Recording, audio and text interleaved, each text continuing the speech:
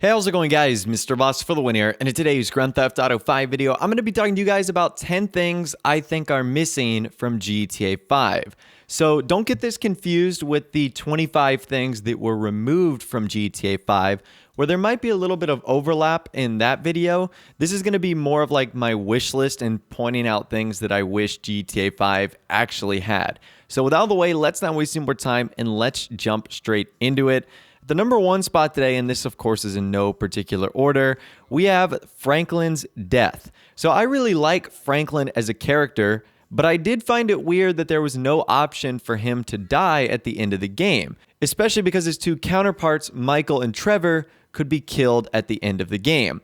I guess it does make sense if you think about it, because Devin Weston did have to go to someone, so I guess that person would be the lucky one that doesn't have the option to die. But it just felt weird that like Franklin got the get out of jail free card. Now, if you remember from our 25 things removed from GTA 5 video, Franklin was actually supposed to die at the end of the game, or at least have an option to. And if he did die, he would actually be replaced with Lamar, and Lamar would have become a playable character. But that actually didn't end up happening. It was sort of cut at the last minute. So I guess this is just the way it works, but I did find it weird that Franklin was the only one who didn't have an option to have a mission end scenario that would end up in having him dead. At the number 2 spot today, interiors. So if you play Grand Theft Auto 4, you'll notice that you'll just be able to walk into really any building you see on the streets of Liberty City. Whether it's a burger shop where you could go, get yourself a burger and heal your health. Whether it's a coffee shop, whether it's a car dealership, whether it's a mall, whether it's an old abandoned casino. There are so many areas in Grand Theft Auto 4 that your character, Nico and Luis and Johnny Klebitz, can just open the door and walk in and interact with people on the inside.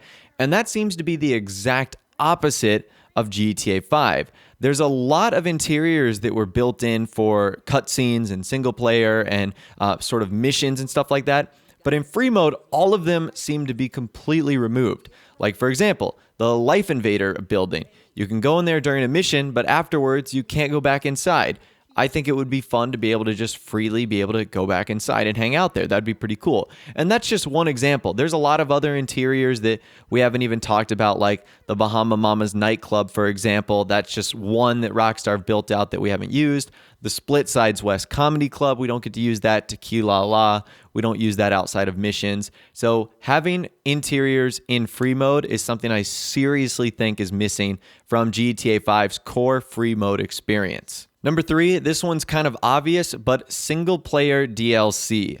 So I don't know what the rumor is or what the official answer is. Maybe all the single player content went to Grand Theft Auto Online, or Rockstar just didn't even try and focus on single player stuff. But at the end of the day, Grand Theft Auto 4 had 2 major expansions, the Ballad of Gay Tony and the Lost and the Damned, and GTA 5 has absolutely zero, none. Even after Rockstar promising that they were going to be doing expansions to the story mode and single player aspect of the game, we still have not received any story mode content at all. And I think it would have been really fun, whatever direction Rockstar decided to go in. I'm sure they would have added some really fun new characters for us to explore, us to hang out with. But it looks like all of that content either just didn't happen or got siphoned straight to Grand Theft Auto Online. So definitely something major that's missing from the GTA series, and Grand Theft Auto 5 in particular. The number 4 spot today, Minigames. So I think it's really funny how in GTA 4 we always hated when Roman Bellic called us to go play a minigame. But now we sort of miss that sort of thing in GTA 5. There isn't pool, there isn't bowling, there isn't billiards, there isn't basketball. I feel like Rockstar added a lot of things to do, like skydiving and tennis and golf, but they just kind of stopped. They didn't continue and do a lot of the things we had in GTA 4. And I'm really not too sure why, because those would have been really fun activities to do in single player. They also would have been really fun activities to do in GTA Online as well. So I don't know if it was a difficulty thing programming it. You wouldn't think so, because all of them were in GTA 4. Again, another thing that I think is really truly missing from GTA 5, more interactive, fun mini games that we can ultimately do. At the number 5 spot today, dating and friendships. So I guess it makes sense for Michael really not to date anyone because he has his wife Amanda. Although at one point in time, he does end up getting left by Amanda and his family. So maybe Michael still could have dated during that period. But certainly for Trevor and certainly for Franklin, dating could have been a thing, just like it was in GTA 4. Or at a minimum, there could have been friendships, kind of like how there was in Grand Theft Auto 4 as well. Grand Theft Auto 5 does not incentivize you to really hang out with anyone other than just switch between the different characters to do the various missions. And to me, that's a little bit of a bummer. I thought the Nico Bellic dating aspect was really cool. I thought him building friendships with other characters was really cool. And it would have been nice if Rockstar had added on there. Like if you had become super good friends with someone, maybe you would have gotten special perks that you could only have if you were extra good friends with them or something like that. So I'd say friendships and dating is certainly on that list as one of the features I think is missing from GTA 5.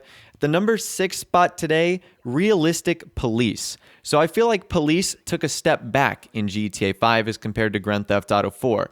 And that's in almost every aspect, in terms of when you see them on the streets, how they react to you, in terms of your wanted levels, do they instantly go from shooting you? The police in GTA 5 just don't seem like normal police. They seem like Terminators with either an on or an off switch. Like, that's it. There's no in between where they can use sort of self-judgment on what to do.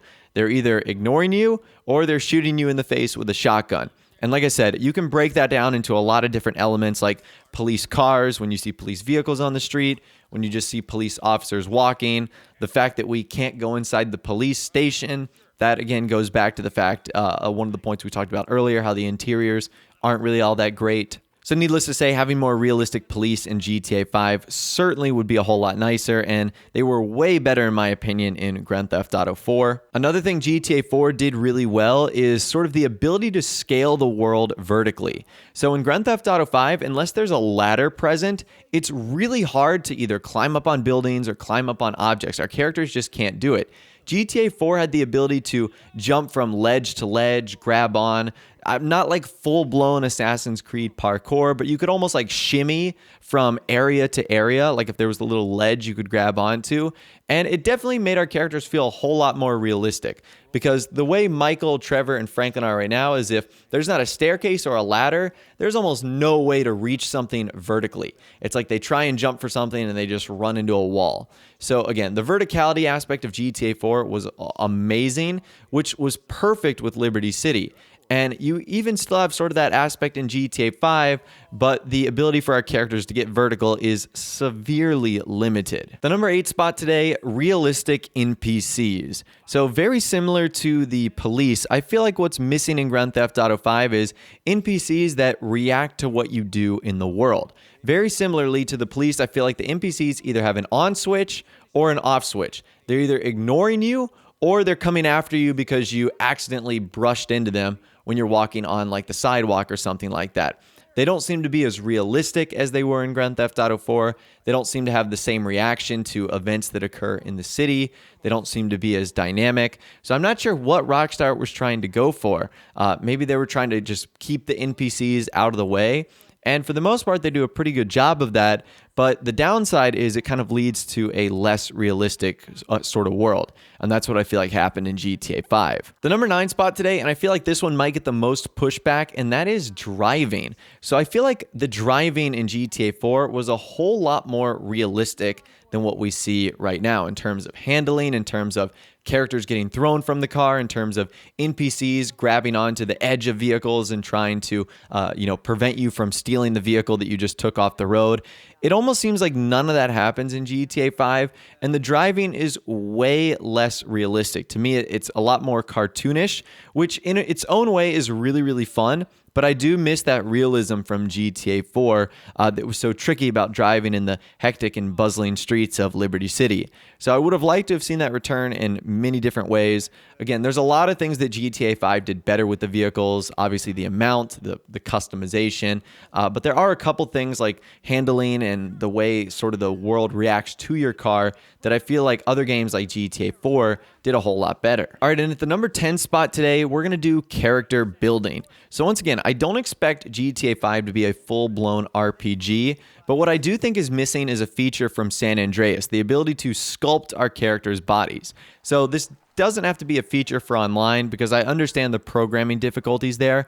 But let's say you wanted to have Michael, instead of him being that middle-aged guy, you wanted him to be super ripped and buff.